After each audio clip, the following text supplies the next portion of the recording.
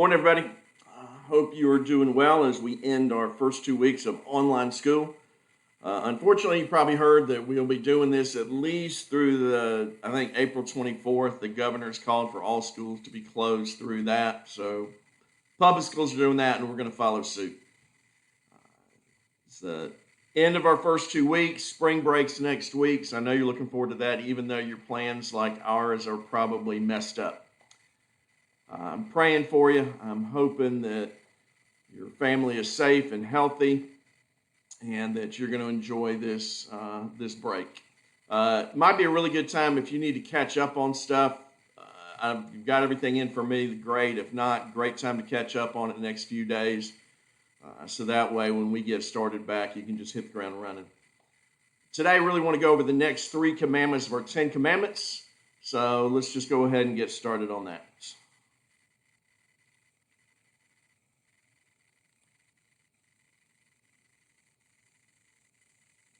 Let's see if this will do. All right, we started with the 10 commandments of dating earlier this week. Just flipping through the first ones again real quick. We talked about first one, hey, get a life. Make sure that dating isn't your highest priority. Make sure your things are in really line with what they should be biblically. Second commandment, use your brain. Don't make decisions based on emotions. Use principles and reasoning and logic. Talked about being equally yoked. Guys, you're to be the spiritual leader. Girls to be the spiritual challenge in this. We went over some of the things that meant for you guys to be. All right, let's jump into the next commandment. Commandment number 4, take it slow. I guess the biggest thing to remember is at this stage, if you're going to choose to date, you got a long time till marriage. We're probably talking 10 to 12 years. And so you want to take things slow in a relationship. Don't just jump into it and go full bore headstrong commitment. Those times things get you into trouble. Let's talk about why to take it slow, though. Some of the reasons. Hey, it takes time to see what a person's character is like. I know I've talked about before that, and I love the statement that my son Kemper made. He said, I need to see somebody through all the seasons of a year before I could ever make a commitment to them. And what he means by that is literally go for a full year. And he's thinking, and he's talking about in terms of marriage.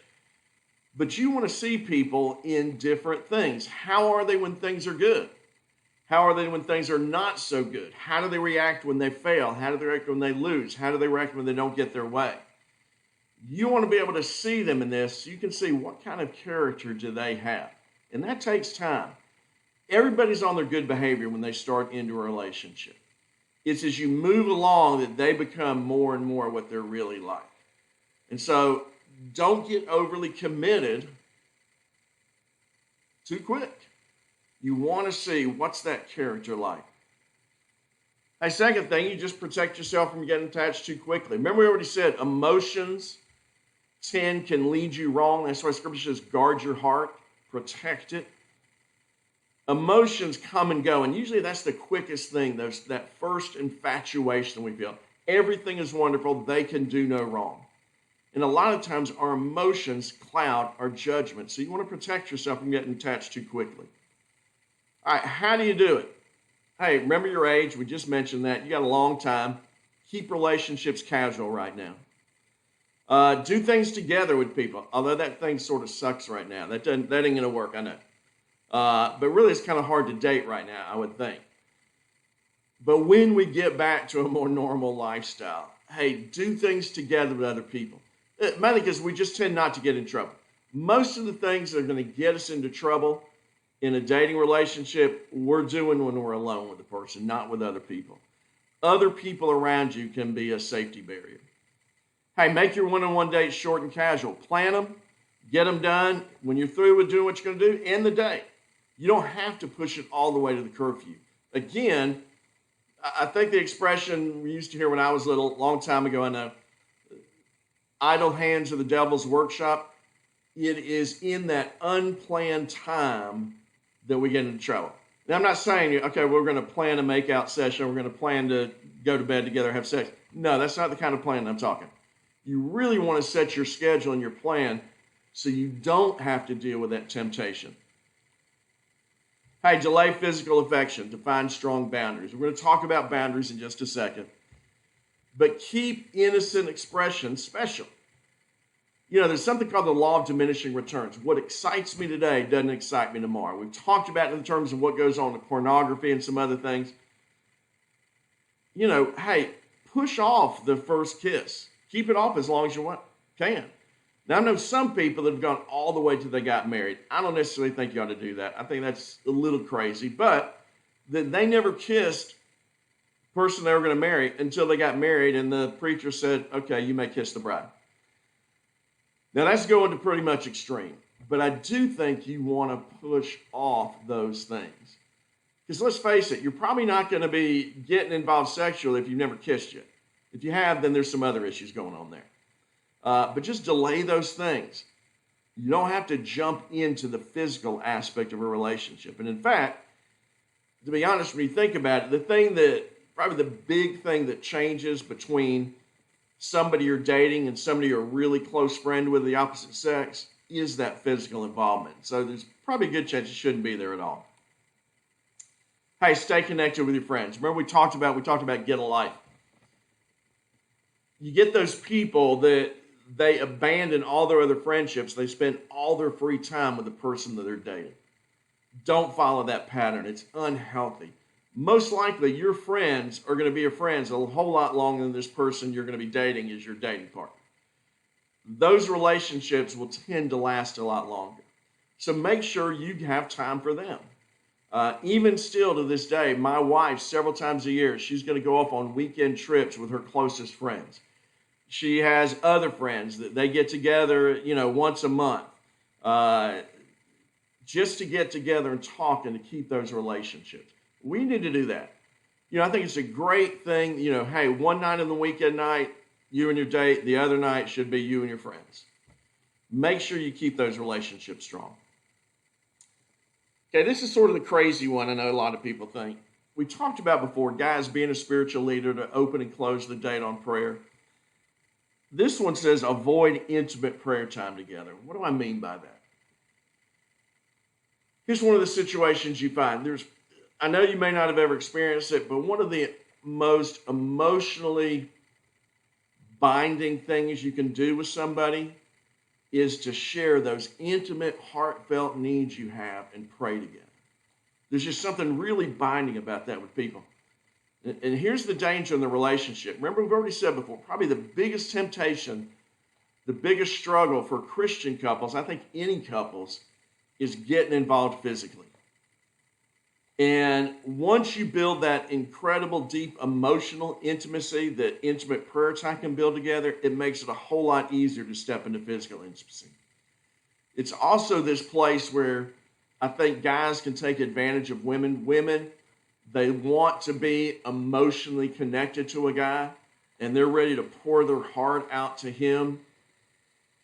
And if you're not careful, guys, it can be real easy to move from that emotional intimacy to physical intimacy. Hey, you want to hold her, you want to comfort her. And if you're not real careful, that carries over. And I know this sounds strange that prayer time does that.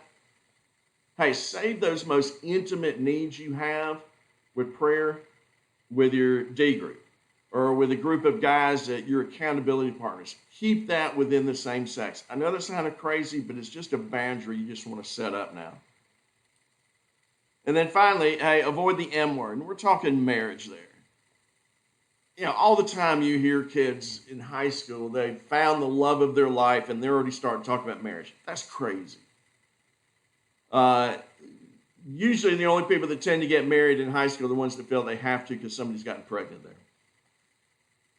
Just keep that out of the conversation. Until you're really serious and ready to do that, for most of y'all, it's not going to be until you're out of college or when you're in college.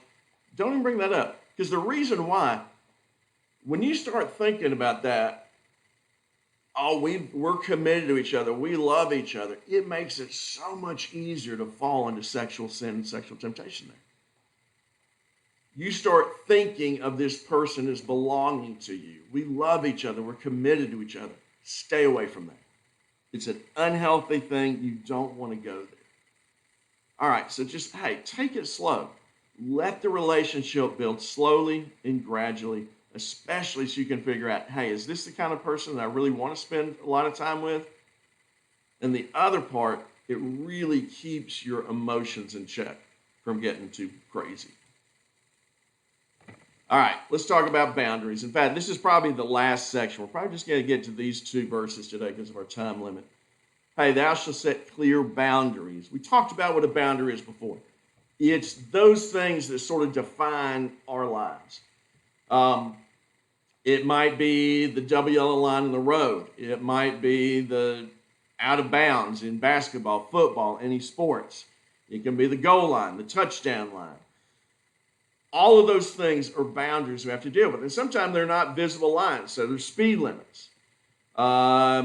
There are rules and regulation. All of those are boundaries that sort of define our life.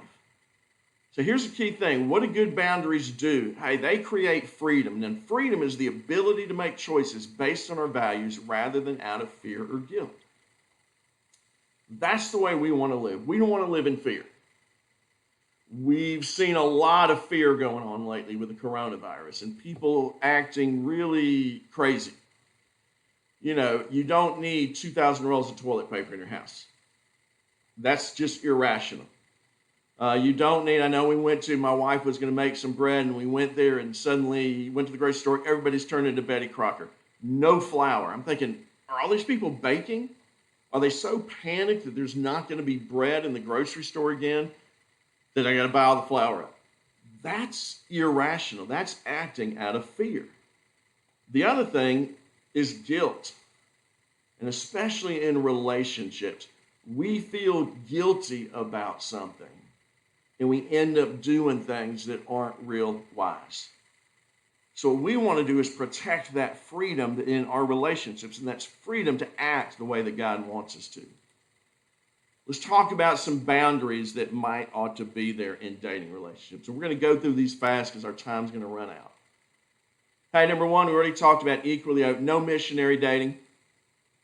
Be careful of your time alone. That's when you get into trouble. So just make sure you're with other people. Watch the total time you spend together. Leave room for others, especially your other relationships and friendships. Leave time for family in there as well. Hey, where you go? Probably some places that you just shouldn't go as a dating couple. Motels, bedrooms, certain movies, parties, things like that you know there's going to be alcohol and drugs. Stay out of those. You're just putting yourself in temptation way. Someone once said, only a fool goes where angels fear to tread. So be careful where you go. And guys, that's your responsibility. Remember, as being that spiritual leader. Hey, be careful of things you do together. Probably some activities you don't need to do together. Hey, the physical question is not how far can I go, but how pure should I be? And the answer to that is you be pure as Christ. That's always been our goal in our relationship with Christ. Emotional, physical, spiritual purity in everything we do. Hey, alcohol and drugs don't mix. You become vulnerable. You do a lot of dumb things or any of the influence of alcohol or drugs that you wouldn't normally do. Guys, don't use that to your advantage either. If somebody can't consent to sex, it's still rape.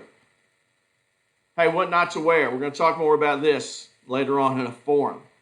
Hey, be careful. Guys struggle with lust. Girls don't dress in a way that's really going to cause that to be a problem with him. This is one of those times I really wish we were in class and could talk more. Hey, no deception.